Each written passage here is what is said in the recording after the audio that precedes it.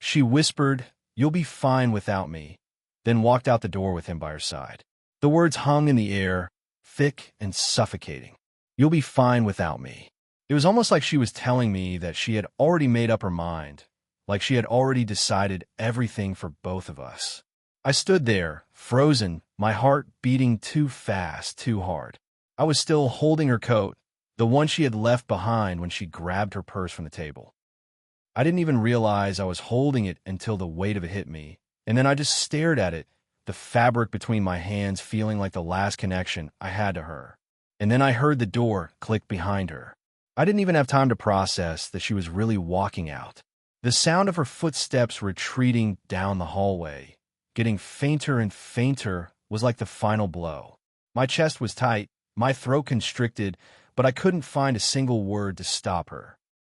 I wanted to scream, to tell her that I needed her, that I couldn't imagine life without her. But all I could do was stand there, holding the damn coat and listening to the sound of her heels on the floor, growing more distant with each step. But then she stopped.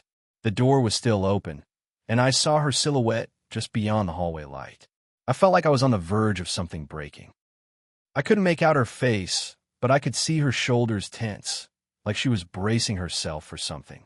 Her voice came back, low, just above a whisper. "I'm sorry, but it's over, Ben." And then, as if to punctuate it, I saw him appear beside her, a man I had never met, standing there in the dim hallway. I didn't need to ask who he was. I didn't need to hear her say his name. The way they stood together, the familiarity in the way they moved and looked at each other, made everything painfully clear. I stood there, the coat in my hands feeling heavier than ever, my chest tight, my mind spiraling. "Ella," I finally said, barely above a whisper, "you're really doing this?" Her face was soft with guilt, but there was no hesitation in her eyes. "Ben," she said, her voice faltering just slightly, "I didn't want to hurt you. You know that, right? But we've been drifting for months. I've been trying to fix it, but I'm not the same person anymore. You deserve someone who can give you what you need." And just like that, the world seemed to collapse around me. The woman I thought I would spend the rest of my life with, the one I had shared my home, my heart, my future with, was leaving. She had already checked out, and now she was walking out that door, holding hands with another man, and all I could do was watch. It had been almost 2 years. We'd met at a coffee shop, just two people caught up in the mundanity of their daily lives. She had a kind smile, that easy laugh, and an energy that seemed to radiate warmth. From the moment we started talking, it felt like we clicked. The first time she called me her best friend was a month into dating, and it felt like a declaration of something important. We moved fast, yes, but there was no question that I was in love with her. It didn't feel like the kind of love that you question or try to put into words.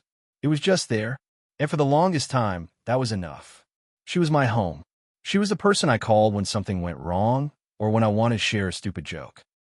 We'd spent holidays together, weekend getaways, nights in just watching movies, and plans for the future that we had spent hours talking about, from the cities we'd like to visit to how many kids we wanted to have. 2, in case you're wondering. Everything was set. It felt like we were growing together. But recently, things had started feeling off.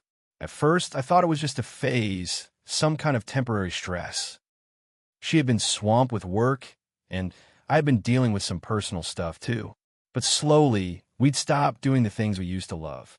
The weekend getaways became fewer and farther apart. Her laughter became more rare, replaced by silence. Or, when I'd ask her what was wrong, the usual, "I'm fine." I kept asking, pressing, but nothing changed. And then, a few weeks ago, I started noticing things. Subtle things at first. Her phone, constantly face down, always buzzing with texts, but never open when she was around me.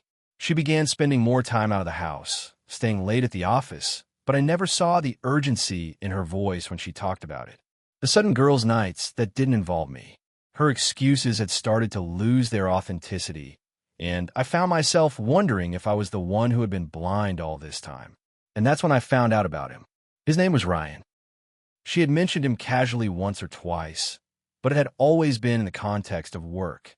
I thought it was harmless, but then I saw the way she looked at him when they took a selfie together at some corporate event. I saw the way her fingers lingered over his name in her phone, the way she smiled just a little too brightly when she talked about him. It was like a knot in my stomach that I couldn't undo, no matter how hard I tried to ignore it. One night, I found myself going through her stuff, her phone, her calendar, anything I could find. That's when I saw the dinner reservation for two. That's when I saw the hotel confirmation emails. I didn't need to see any more.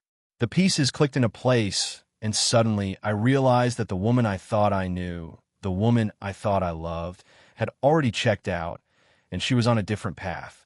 I confronted her about it the next morning. I don't remember everything I said, but I remember her face.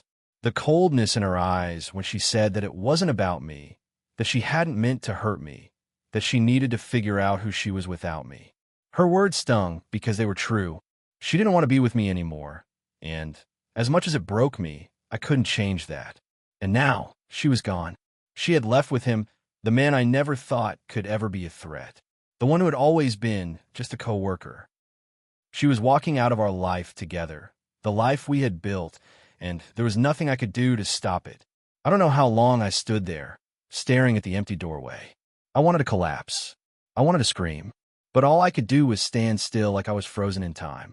My whole life felt like it was slipping through my fingers, and there was nothing I could do to make it stop. Eventually, I dropped her coat on the couch and sank into the armchair. My eyes were wide, but I wasn't really seeing anything anymore. "You'll be fine without me." The words kept echoing in my mind, and I realized something.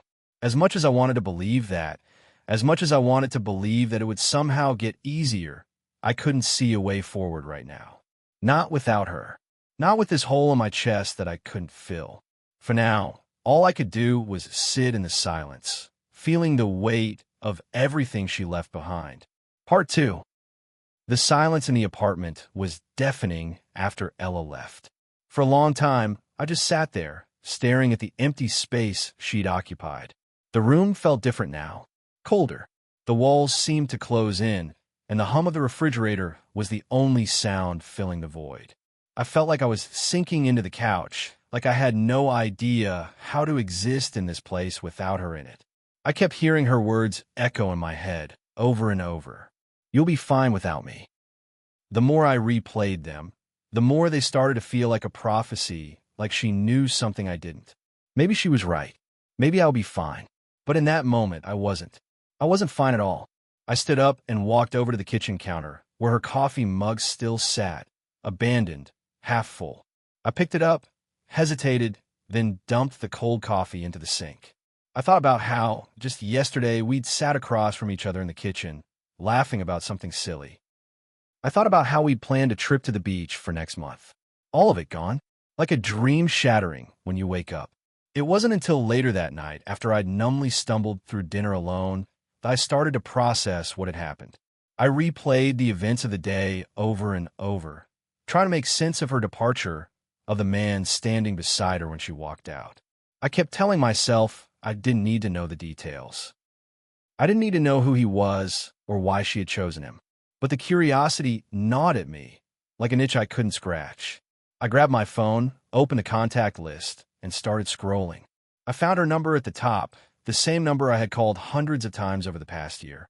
And for a second, I thought about texting her. But then I realized I didn't know what I would say. I didn't know what I was hoping to get from her at that point. She had already made up her mind. She had already walked away. Instead, I opened her social media apps. Nothing happened between us, she had told me. He's just a co-worker. That's what she had said when I confronted her the first time.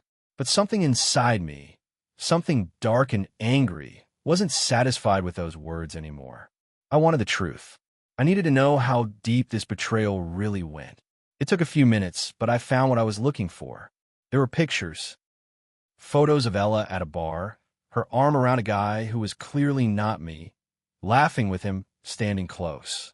The captions were innocent enough, nothing out of the ordinary, but it was clear to me now. She had been lying. The chemistry between them was evident in every photo, the intimacy that didn't belong with a coworker. And then I found something else. It wasn't a picture this time, but a post, a private message. I didn't want to look, but I clicked on it anyway. There it was. A conversation that spanned weeks, text after text of inside jokes, flirtations, shared moments that were clearly too intimate for a work relationship. The dates, the plans. It wasn't just dinner. It wasn't just some casual hangout. They were making plans to travel together. I closed the app, my heart pounding in my chest. I should have felt angry, but instead, I felt a wave of emptiness. She had already checked out, and I had been too blind, too trusting to see it. I had ignored all the little signs. I thought everything was fine, that things would get better. But nothing had changed. Nothing had ever changed. I spent the next few days in a haze, going through the motions of life like some kind of autopilot. Work was a blur. The conversations with coworkers, nothing more than background noise. I kept expecting her to text me, or to call, or to somehow come back and explain herself. But each day that passed made it more clear she wasn't coming back. I still kept the spare key to her apartment. I hadn't been back since she left, but something in me wanted to go there. I don't know if it was to confront her, or to get some kind of closure, or if I just needed to see her again, to see the space where she was no longer mine. I don't even know if I was thinking clearly at that point. On the third day, I decided to go. I walked to her building after work, my hands shaking with anticipation, with dread. My mind was a whirlwind of thoughts, none of which made sense. I didn't know what I expected to find, but I knew I had to see it for myself. I stood outside her door for what felt like forever. My heart was hammering in my chest, and every instinct in me was screaming to turn around and leave. But instead, I knocked. I didn't even know why I was knocking. I had no right to. I wasn't even sure if she would answer. But then she did. Ella's face looked pale, like she hadn't slept in days. Her eyes were red, and her hair was disheveled. But when she saw me, she didn't look surprised. It was as if she had been expecting me. "Ben," she said softly. She stepped back, opening the door wider, but I didn't move. I didn't know what to say to her. I just wanted to see you," I said, my voice unsteady. "I needed to hear you say it. That you're really gone. That this is it." Her eyes filled with tears, and for a moment, I almost thought she was going to cry.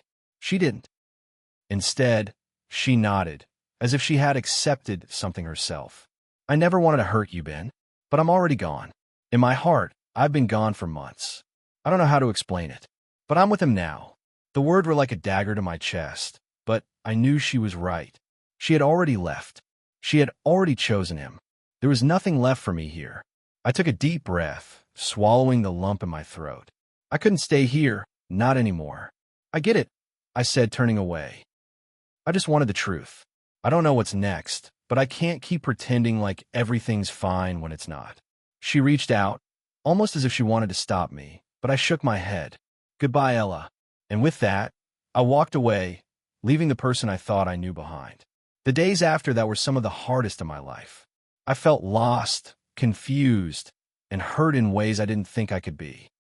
I leaned on friends, worked through the mess of my feelings, and did my best to avoid letting it consume me. But eventually, I started to move forward little by little.